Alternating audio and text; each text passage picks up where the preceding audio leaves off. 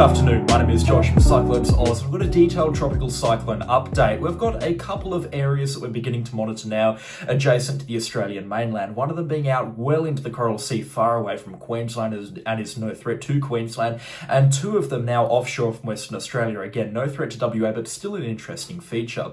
I'll get to the Coral Sea one first. In fact, I should be probably referencing this as the Solomon Sea tropical low because it is further out from the Coral Sea into the Solomon Sea right now, and it's just a convective bubble bath, just a cluster of clouds and thunderstorms out here towards the north of the Solomon Islands, with a very broad low pressure centre right now rotating around this common area of thunderstorm and convection activity.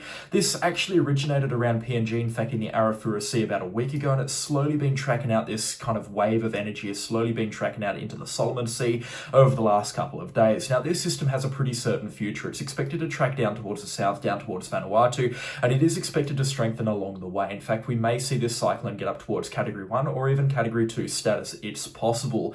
It definitely looks like this system is going to be a bit of a rain threat to Vanuatu as well, and those on Vanuatu should be monitoring this situation very closely right now.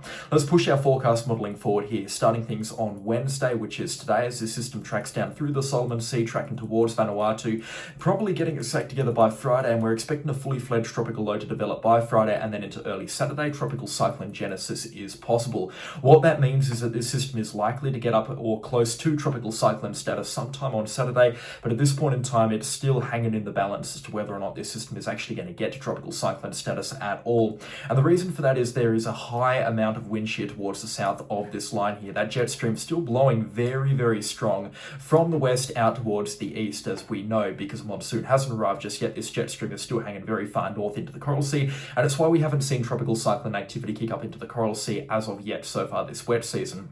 So once this low pressure system begins approaching the jet stream, it's going to be interacting with very high amounts of wind shear, and it's going to struggle as a result, which means it's got a very brief window. Once it gets south of this line here, basically approaching Vanuatu, down to this line here, this very, very brief window as it moves down towards Vanuatu to attain tropical cyclone status, where it will then be named from a name given by the Fiji Meteorology Service, which is still a bit of up in arms at this point in time as to whether or not this system is actually going to get there.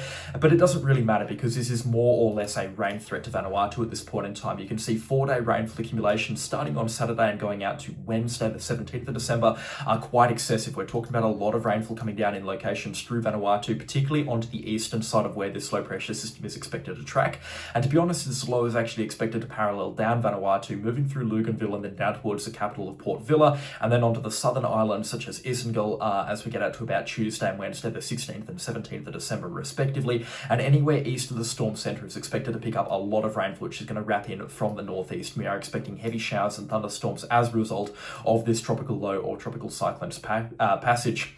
Widespread accumulations between 100 to 300 millimetres are possible, with isolated falls to 500 millimetres not being ruled out into some of the mountainous areas. Not the most extreme rainfall accumulations that Vanuatu has ever seen, but definitely up there, and it definitely will make this quite a wet system. And flash flooding and potential riverine flooding is now a high possibility with the passage of this tropical low or cyclone. It'll also tick up rainfall accumulations through parts of Fiji as well. Falls between 80 to 150 millimetres and scattered rainfall accumulations to 200 millimetres are possible, starting on Monday and moving out towards Wednesday and Thursday next week.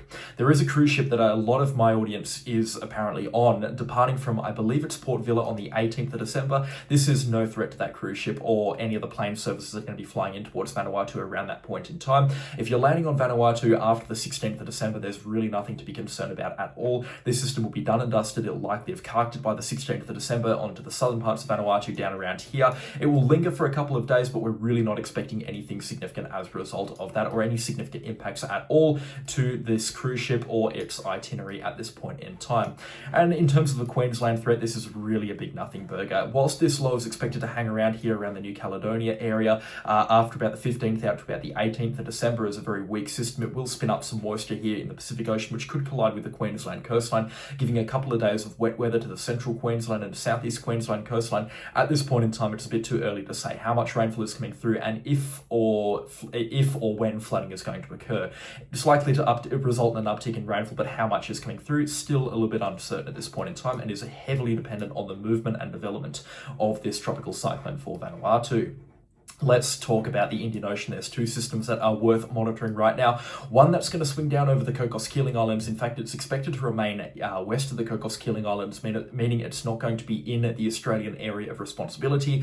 And this means that it's going to get no airtime from me or the Bureau of Meteorology. It's going to be a fish storm. And a fish storm, it means, it's an unofficial term, but it means the system that is only going to be impacting fish. It sounds exactly how it is, and that's rare in the meteorology world. But this fish storm here is going to remain well out to sea. It's not expected to be a significant threat at all. In fact, it's barely expected to uptick in rainfall across the Cocos-Keeling Islands or Christmas Island here. And even for Indonesia, sometimes these systems that do result from the monsoonal gyra that skim the Indonesian coastline can cause some extreme flooding on the Indonesian islands.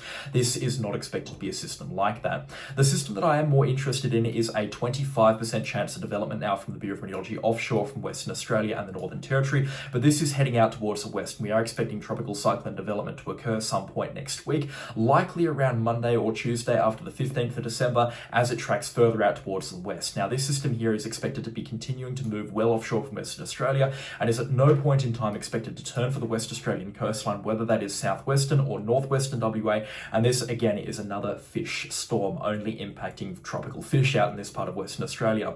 Conditions are not overly favourable for this system either. There's going to be a lot of wind shear present for this tropical cyclone and also a lot of dry air present out in this part of the Indian Ocean. Again, with the lack of the monsoon trough, which is currently still situated over Indonesia, whilst we are seeing a bit more of a monsoonal pattern occur through parts of the Northern Territory and Western Australia, just from a thunderstorm perspective, it's not really dominating out into the Indian Ocean and conditions are still very clear and dry out there. And as that Matten-Julian oscillation pulls out into sections 7 and 8, which means away from Australia by early next week on the 15th of December, it's really going to make conditions quite inhospitable out here into the Indian Ocean. So this system here, whilst it does have warm sea temperatures, that's about it going for it. And whilst it heads out towards the west-southwest, it isn't expected to get very strong at all, potentially getting up towards Category 2 status. There is a low chance of getting up to Category 3 status, but it really doesn't matter because it's not going to be impacting the West Australian coastline. Perth is not going to be impacted at all. One of the posts that I did make yesterday had that arrow kind of swinging back down into the Perth area. That was a finger slip. I did not expect it to move towards the Perth metro area at all.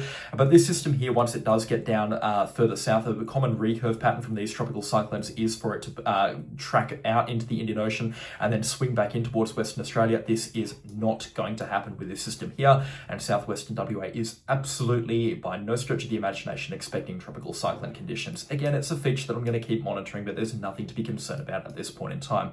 The only impacts from this system is going to be an uptick in shower and thunderstorm activity across the Pilbara and the Kimberley region and also into the northern parts of the Northern Territory. Again, no threat to land areas, but I will keep a watchful eye on these three weather systems, the three amigos. It's tropical cyclone season. Make sure you are ready and prepared for tropical cyclones. They could come at a moment's notice. We'll keep tabs on the situation and I'll keep you updated as things develop. But that is going to be all for me today. Thank you for watching and I'll catch you all in the next storm. Goodbye.